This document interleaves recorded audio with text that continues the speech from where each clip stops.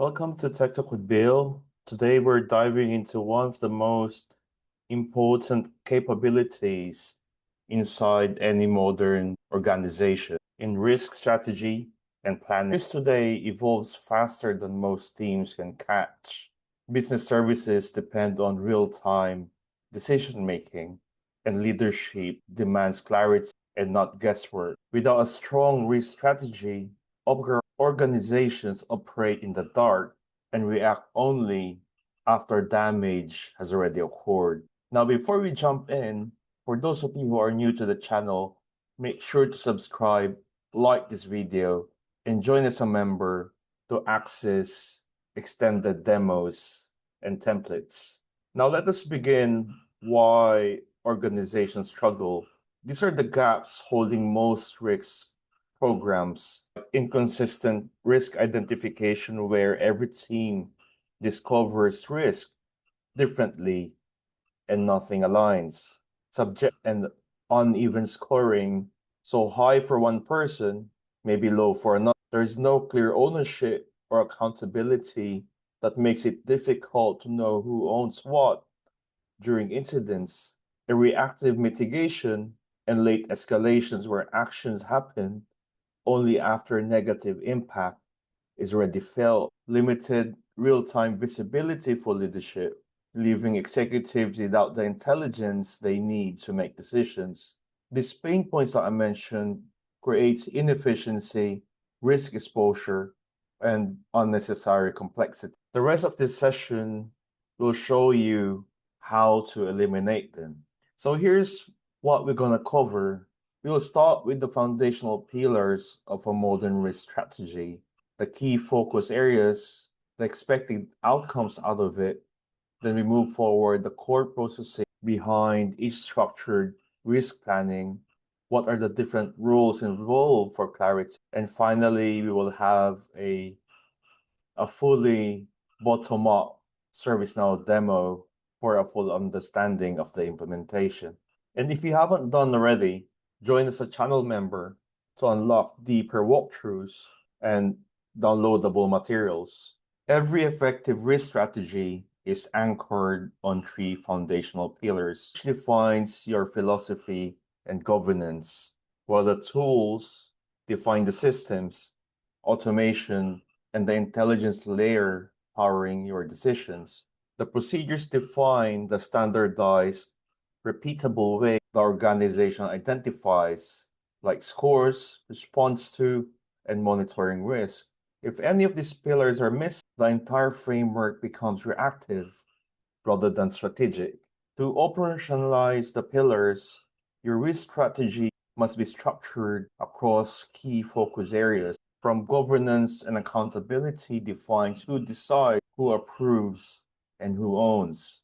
Risk appetite, thresholds, and tolerance define the limits that trigger response. Risk identification provides a uniform method for spotting risk early. Risk assessment and prioritization ensures scoring is objective and comparable.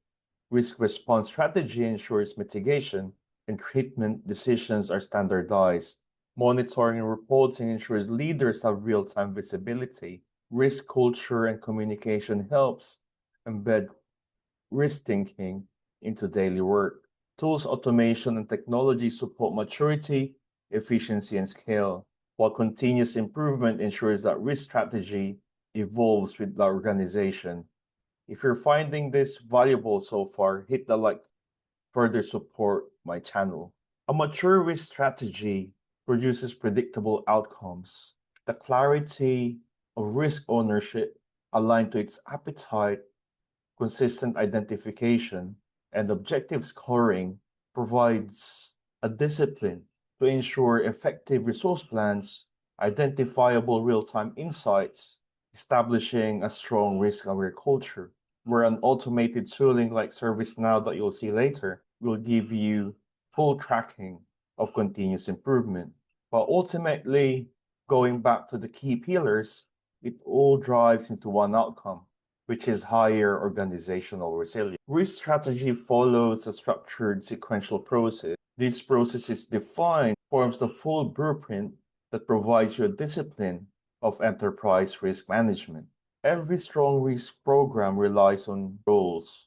And I'd like to especially mention the risk manager has a huge responsibility as he oversees the entire risk life cycle, establishes risk framework, and ensures consistency. Then it moves forward with accountability, where the risk owner comes in, which is a very domain specific on managing a specific risk. Now, the risk team has also a big role that collaborates across functions to support identification, scoring, mitigation, and monitoring. These three clear roles prevent delays and ensure accountability and responsibility throughout the life cycle. Now, I want to bring everything together using ServiceNow as a tool set, how you could basically implement your from planning and having full tracking, scalability, and reusability using the ServiceNow IRM framework. Now let us shift gears so you could have a full view of the ServiceNow platform. Now what you see here is a central library of all the risks, and we have navigated specifically into a risk register and is filtered by viewing all risks by just clicking on this menu. And now by grounding ourselves in the most important operational layer of risk management, the risk register is a system of record for all risk inside your organization. It is your central repository where every identified risk is documented, categorized, scored, and monitored. In simple terms, if your risk is not registered, then it does not officially exist in your governance process. And on this view, you get to see at the bottom that you have 816 in total all registered risk. And as a risk manager, you have the full visibility of all the entities who has registered risk, who is accountable, and who is basically the risk team. And as you have created the full risk strategy and planning, the framework and the platform provides you a full picture into a consolidated risk register, bubbling up to a risk statement. And I will show you as we drill down to one of the records where risk managers spend most of the time, because this is the level where the risk becomes actionable. And this is where you make decisions, assign tasks, where responses are executed, and where scoring changes over time as conditions evolve. Now that you fully understand the risk register, which is the ground floor, now we move up into what defines and shapes the risk inside it, which is the risk statement. And in this example, we are talking about the loss of confidentiality. And as we basically navigate and drill down, the standardized template from which risk inherit the full meaning of the risk.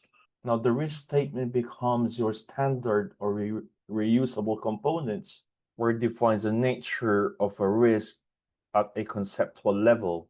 And on this example, which is the loss of confidentiality, everything in the risk registers flows up from the structure defined in the risk statement.